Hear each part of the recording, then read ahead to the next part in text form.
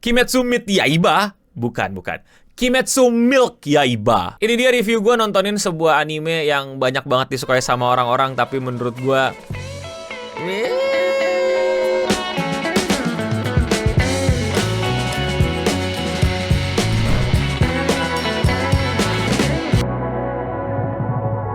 Demon Slayer, sebuah sapi perah yang menurut gue sangat masih bisa diperah dan berhasil perahannya. Jadi kita akan bahas itu, tenang aja. Tapi overall gue masih nontonin dan gue masih seru melihat pertarungannya. Cuman makin kesini gue makin coba kepoin gitu. Ini sebenarnya gimana sih bisnisnya dan lain-lainnya. Sebelum kita ke yang negatif-negatifnya, gue mesti bilang ya, bagus. Sampai sekarang animasinya belum membuat gue pusing. Kecuali yang kemarin arc Swordman Village gitu, yang bikin pedang itu jujur drop ya. Maksudnya gue gak bilang jelek, tapi kalau lu bandingin sama yang si Shinobi itu, Bini 3 itu berantem sama yang ini ya, itu jelas ada penurunan.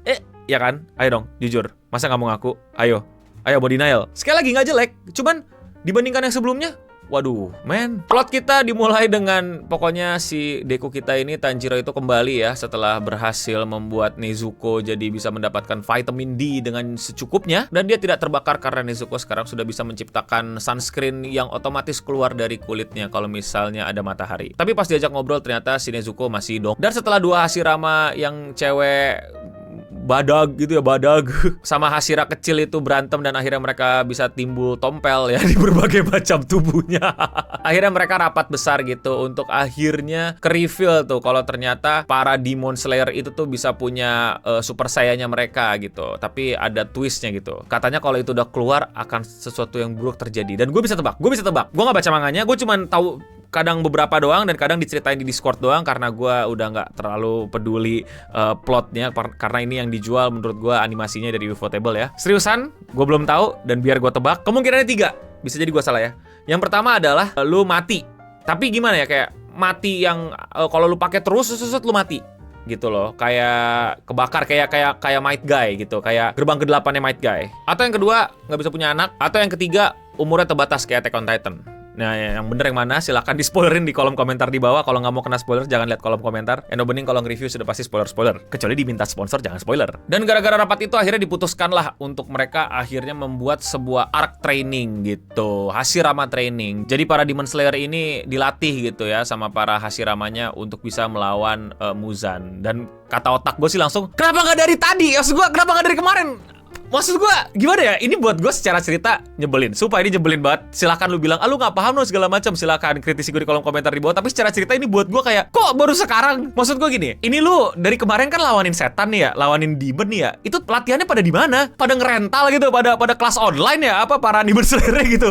Yang latih mereka terus siapa selama ini? Maksudnya kita bisa lihat Tanjiro gitu dilatih sama Hex Hashirama gitu, sama former Hashirama gitu yang latih Water Breath style gitu. Nah, mereka lain dilatih sama siapa? Kapan? Gimana? How? Bahkan ada tes lulus masuk Demon Slayer ya kan. Terus kayak, ya mereka latihannya selama ini sama siapa? Kedua, lu tahu bahwa ini hal yang paling gimana ya? Ini logika aja. Oh, ada Hashirama nih, orang yang paling bisa bikin teknik pernafasan baru, paling bisa lawan upper dan lower moon, paling bisa ngeluarin elemen-elemen dalam pedangnya. Walaupun gue tahu ya, fun fact itu sebenarnya kelihatan di imajinasi kita padahal aslinya enggak. Ya gue ngerti lu para nerd Kimetsu no Yaiba ya, nggak usah teriak-teriak di komen, gue paham. Tapi setidaknya mereka bisa menemukan gitu loh elemen bernapasan baru. Ya kenapa nggak diajarin? Kenapa nggak bro, gue bisa teknik angin, mau gue ajarin nggak? Ya bang, gue air. Lo tuh lihat tuh Tanjiro, dia teknik air bisa 3 style anjing. Kalau lu nggak sadar, Tanjiro 3 style loh. Pertama style air, yang kedua style matahari, yang terakhir style apa? Style petir. Dipakai kan di season lalu. Ayo, itu bukan style petir apa? Atau style apa?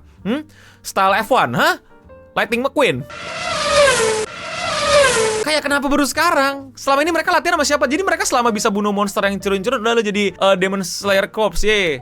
Lu bisa makan gratis, minum gratis di kediaman-kediaman si bos. Mantap. Gak make sense. Kalau lu bilang si bos yang penyakitan itu jenius, buat gue sangat tidak jenius, sangat aneh. Kenapa nggak dibikin? Nih Hashirama, kenapa nggak latihan aja kalau lagi nyantai gitu kan? Tanjiro dilatih sama yang kupu-kupu gitu, ya kan? Dilatih pernafasan dan lain-lain gitu. Kenapa yang lain gak ikut latihan? Apa mereka terlalu sibuk ngapain? Dan ini kelihatan banget dari yang episode awal banget ya, yang ada si ular sama si angin gitu bawa pasukannya gitu. Gue nggak tahu itu siapa. Ada 2 orang yang gitu kan. Terus itu kayak the worst Demon Slayer yang lu bisa temuin. Atau itu rata-rata Demon Slayer yang kroco-kroco ya gitu. Kayak mereka ngapain? Mereka punya keunikan apa? Gak usah keunikan ya, punya basic gak gitu? Basic pernafasan aja gak dipakai. Mereka pakai pernafasan apa? Hah? Pernafasan oksigen yang keluar karbon dioksida gitu, bukan api.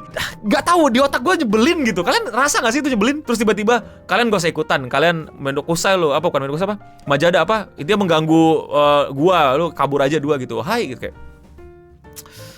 Gini loh, Naruto aja, walaupun kita tahu ada kroco-kroco yang sekali hit mati gitu ya, mereka masih punya keunikan, masih punya style yang bisa ditunjukin gitu. Ya walaupun ujung-ujungnya mati, tapi masih ada usahanya lah. Masa ini lawan kroco aja, doesn't make sense in my head, man. Terus tau gak yang lebih nyebelin apa? Yang menurut gue tuh bener-bener fatal. Kayaknya gue udah mention ini beberapa kali di live stream atau di video gue ya. Itu adalah rank. Lu pernah tau gak kalau Demon Slayer Corps ya, itu punya rank, punya tingkatan. Kalau di Naruto ada Genin, Chunin, Jonin. Ya kan, abis itu udah apa spesial Jonin atau Anbu dan lain-lain. Dan Demon Slayer itu juga punya Mizunota, Mizunoe, Konota, Kanoe, Tsuchinota, Tsuchinoe, Hinoto, Hinoe, Kinata, Kinoe. Abis itu baru Hashirama.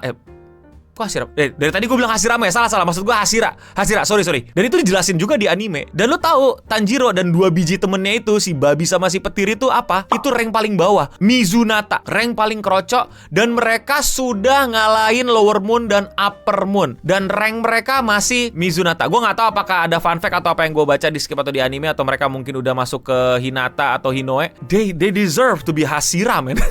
Terus yang lain tuh yang 8 biji ini, 9-10 biji ini yang lain mana? Dia ngapain gitu? Kalau di Naruto kan lumayan gitu. Mungkin lu yang nggak MC gitu, nggak plot sesuatu yang luar biasa gitu. Tapi lu masih ada kelebihannya gitu sebagai Jonin. Kurenai sejelek-jeleknya lu bilang dia buy one sama Uchiha lawan Genjutsu, itu kayak ya setidaknya masih punya spesialis Genjutsu, dan kalau ngelawan kroco-kroco masih nggak perlu bantuan amat. Mengganggu kepala sekali menurut gue. Sorry tuh saya lu bilang lebay segala macam, serius. Ini buat gue mengganggu kepala gue sekali. Kenapa baru sekarang latihannya? Dan habis itu pas dilatih kayak lu lihat di episode kayak mereka semua pecundang kecuali Tanjiro.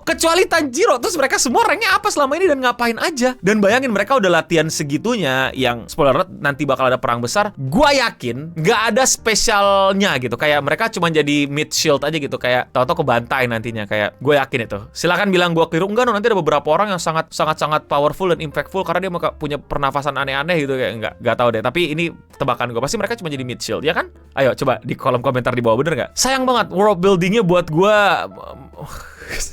Arc ini bener-bener arc yang bikin gue kayak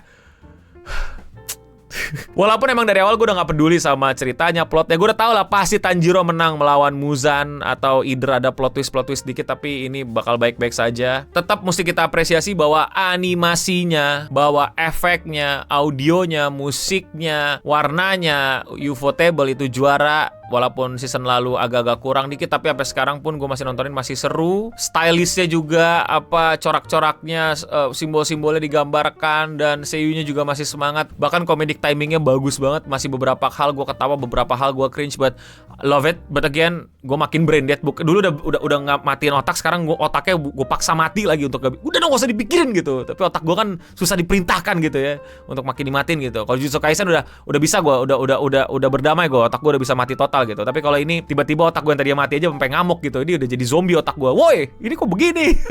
Dan tentu saja gue mau ngebahas tentang Kimetsu Milk King Yaiba ya, yang dimana gue baru tahu ada info kalau episode 3 kemarin, kalau nggak salah episode 3 itu ternyata aslinya cuma 1 halaman manga dan di milking sebegitunya. Dan buat gue itu keren karena ya udah gitu, selama di milking dengan animasi yang bagus, tidak kayak One Piece yang cuma muter-muter kapal sama muter-muter obrolan dan tiba-tiba kerasukan setan atau tiba-tiba nanti ada hal-hal aneh. Ini seru, masih masuk ke training arc-nya, masih diliatin bagaimana training arc-nya. Cuman satu hal yang gue kurang banget dan gue pengenin lihat adalah Tanjiro lawan si Shinobi itu. Kenapa dipotong tengah jalan? Kenapa nggak diselesain aja gitu? Dan mereka masih benar-benar berantem biasa, nggak pakai pernafasan. Padahal buat gue itu fan service yang luar biasa sih. Kalau misalnya si Ufotable mau lanjutin sedikit aja berantem sampai si Tanjiro hampir kalah atau si Shinobi hampir kalah, maksud gue nanggung banget. Cuman adu pedang kayu kayak gitu. Oh tapi tenang aja, fansnya mah gak bakal protes, baik-baik aja. Apalagi kemarin movie-nya, apa kabar movie-nya? Gitu, gue denger komentar movie-nya kayak wow. Kalau kalian kaget, kok bisa sih bang di milking satu halaman jadi satu anime, terus recap jadi satu movie gitu. Bro, Mugen Train juga tadinya jadi movie, terus ada episode lagi. Bro, milking anime, milking di Jepangan sama IP mereka tuh di luar akal bro. Lu akan ngeliat berbagai macam milkingan aneh-aneh. Nanti udah ada movie-nya, nanti ada koreksinya lagi, nanti udah movie, nanti dibilang nggak canon tapi jadi canon. Terus nanti tiba-tiba bisa tuh movie-nya dibikin jadi konser gitu, jadi animasi musikal gitu ya. Ada tuh anime kayak gitu tuh. Seriusan kalau kalian nggak tahu ada. Jadi jangan kaget sama milking Jepang yang aneh-aneh. Itu udah hal yang makin terbiasa di sini dan fansnya kayaknya iya aja. Again, gue nggak masalah sama hal milkingan selama bagus, enak ditonton, seru. Cuman kadang ada yang nanggung. But again, gue masih nontonin, masih bagus gambarnya, masih ada yang bisa dinikmatin walaupun story-nya kadang-kadang ngeselin. Gue saranin kalian juga nonton, dan ya kalau kalian suka sama konten kayak gini dan kalian mau support gue, jangan lupa klik tombol subscribe di bawah. Dan sekian Radio Singa untuk episode kali ini. Gue Nebening pamit undur diri, dan untuk kita semua, stay clean and kami dari kata Ichishinosen. Apa ya? Nggak tahu. San.